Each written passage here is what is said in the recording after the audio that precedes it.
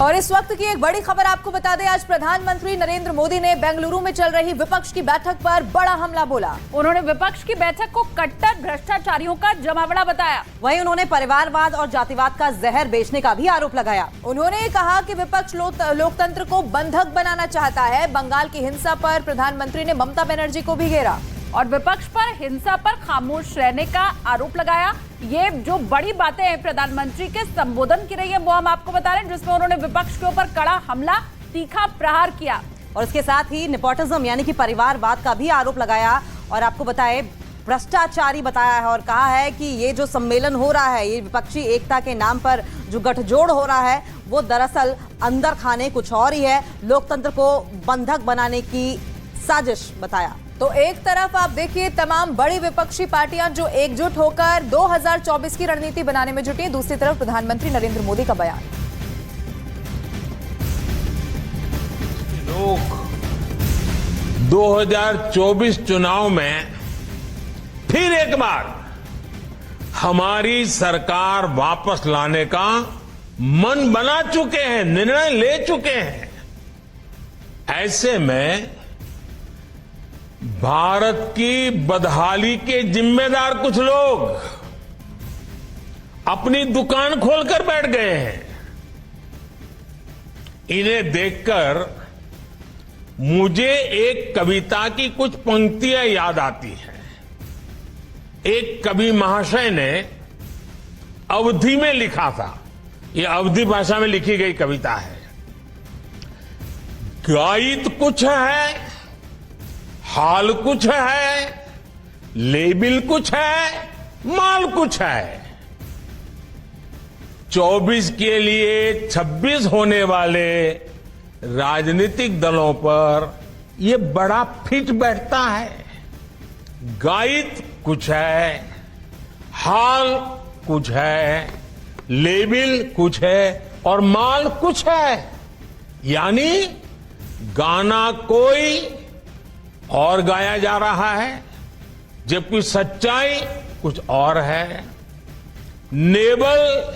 Label किसी और का लगाया गया है, जबकि प्रोडक्ट कुछ और ही है। इनकी दुकान की यही सच्चाई है। इनकी दुकान पर दो चीजों की गारंटी मिलती है। एक तो ये अपनी दुकान पर जातिवाद का जहर बेचते हैं और दूसरा ये लोग असीमित भ्रष्टाचार करते हैं।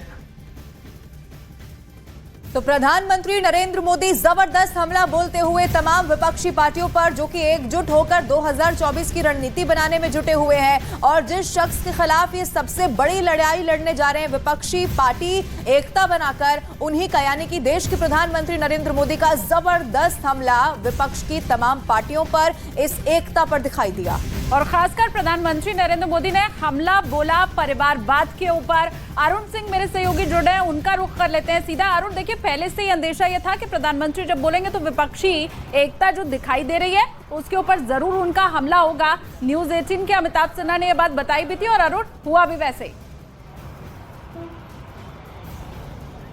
देखिए अब 8 महीने बचे हैं चुनाव में, लोकसभा चुनाव 2024 में 8 महीने बचे हुए हैं, तो जाहिर सी बात है दोनों तरफ गठबंधन बनाने और एक दूसरे पर मनोवैज्ञानिक बढ़त लेने की ये एक तरह से कोशिश है दोनों तरफ से। कोई कह रहा हमारे साथ 26 दल हैं, कोई कह रहा 38 दल हैं। तो ये जो चुनाव से पहले एक दूसरे पर मनोवैज्ञानिक बढ़त बनाने की कोशिश कर रहे हैं दोनों दल, उसका एक हिस्सा है। और प्रधानमंत्री ने जिस तरह से आज का मौका चुना, क्योंकि आज इस वक्त जब मैं बेंगलुरु में हूँ, ये देखिए यहाँ पर जो एक 5 सितारा होटल है, इसके अंदर जो जितने भी बड़े विपक्ष के चेहरे हैं वो सब यहाँ पर मौजूद हैं। संयुक्त रूप से रणनीति बन रही है और इस गठबंधन का नाम क्या होगा, ये गठबंधन किन मुद्दों पर काम करेगा, इस गठबंधन में कौन संयोजक बनेगा। अब यूपीए तो बीते दिनों की बात हो गई, अब इस गठबंधन का नया नाम रखना है। और गठबंधन के जो पेच हैं, सबसे बड़ा जो पेच है वो सीट शेयरिंग को लेकर है। कौन किस सीट पर लड़ेगा, कांग्रेस अपना दावा कहां छोड़ेगी या फिर लालू अपना दावा कहां छोड़ेंगे, ममता बनर्जी लेफ्ट के बीच में कैसे समन्वय होगा, ये बहुत सारे पेच हैं जिनको सुलझाने के लिए ये बैठक हो रही है। लेकिन आज जो एजेंडा है वो ये है कि गठबंधन के लिए नया नाम तय करना है। इसके अलावा सीट शेयरिंग को किस तरह से बातचीत किया जाए, सब कमेटी बनानी है ताकि ये सभी 26 दलों के नेताओं को हर बार जुटा पाना संभव नहीं है, तो उनको बैठा करके एक छोटे छोटे ग्रुप बनाए जाएं। सीट शेयरिंग पर कोई काम करेगा, मुद्दे तय करने का काम कोई करेगा, किस तरह से मोदी बनाम जनता करना है, क्योंकि विपक्ष के नेताओं ने रणनीति बनाई है कि अगर मोदी से लड़ना है तो उनको हरा पाना मुश्किल है। अगर जनता को सामने रखा जाए, जनता को आगे करके लड़ाई लड़ी जाएगी, तभी जीत सकते हैं। तो प्रधानमंत्री ने जो हमला किया है, जिस तरह से तीखा हमला बोला है, 4 बजे प्रेस कॉन्फ्रेंस विपक्ष की होगी, तब साफ होगा कि रणनीति विपक्ष की क्या है प्रधानमंत्री नरेंद्र मोदी को टक्कर देने के लिए 2024 में। लेकिन अरुण, अपने जबरदस्त हमले में उन्होंने एक बात और कही है, न खाता न बही, जो परिवार कहे वही सही, यानी कि नेपोटिज्म पर सीधा सीधा हमला। साथ साथ उन्होंने विपक्षी एकता पर ये कहकर और हमला बोला है कि माल अंदर कुछ और है, लेवल अंदर कुछ और है, यानी कि एकता नहीं है और डेवलपमेंट का कोई एजेंडा भी विपक्ष के पास नहीं है।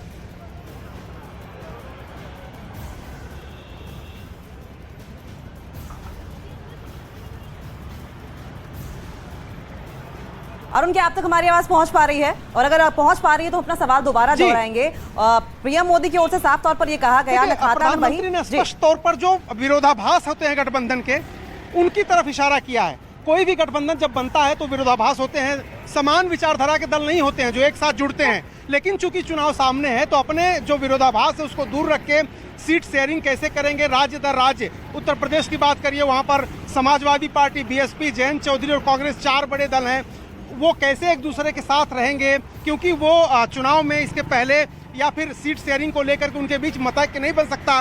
पश्चिम बंगाल की बात कर लीजिए, केरल की बात कर लीजिए, कई ऐसी जगहें हैं जहां पर विपक्ष के दलों के बीच मतभेद हैं। तो आज की जो बैठक यहाँ पर बेंगलुरु में बुलाई गई, इसीलिए बुलाई गई है कि मोटा मोटी मुद्दे तय कर लिए जाएं, चेहरा तय कर लिया जाए, संयोजक कौन होगा, कुछ सब ग्रुप बना लिए जाएं 5-5, 6-6 नेताओं के, जो इन छोटी छोटी दिक्कतों को हल कर सकें आपस में बैठकर। लेकिन जो बड़ी बात है आज के बैठक की, कि बैठक में जो ये गठबंधन है उसका एक नाम तय करना है जिसपे सबकी सहमति हो, एक संयोजक तय करना है और मुद्दे तय करने हैं। साथ ही साथ चुनाव आयोग को लेकर के, ईवीएम को लेकर के क्या रुख होना चाहिए संयुक्त विपक्ष का, कहाँ रैली होनी चाहिए, कहाँ प्रदर्शन होना चाहिए, कैसे बड़े नेताओं को एक साथ जोड़ा जाए। देखिए ये जो पोस्टर है, इसमें देखिए जितने बड़े नेता दिखाई दे रहे हैं आपको, इसी तरह के पोस्टर पूरे बेंगलोर में लगे हैं। मल्लिकार्जुन खड़गे, सोनिया गांधी, राहुल गांधी, नीतीश कुमार, स्टालिन, ममता बनर्जी, लालू यादव, शरद पवार, उद्धव ठाकरे, अरविंद केजरीवाल, हेमंत सोरेन, अखिलेश यादव, फारूक अब्दुल्ला और उसके बाद उनके बेटे हैं।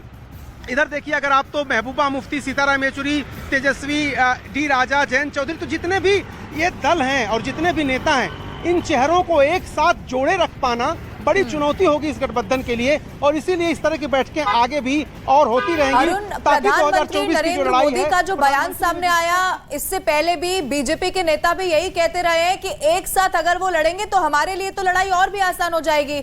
आप बने रहिए हमारे साथ, हम लौटेंगे आपके पास। लेकिन ये बड़ी खबर लगातार आपको बता रहे हैं कि कैसे प्रधानमंत्री नरेंद्र मोदी ने बड़ा हमला बोला विपक्षी एकता पर, और वहीं पीएम मोदी ने फिल्म के गाने की लाइन बोलते हुए भी विपक्ष के ऊपर हमला बोला।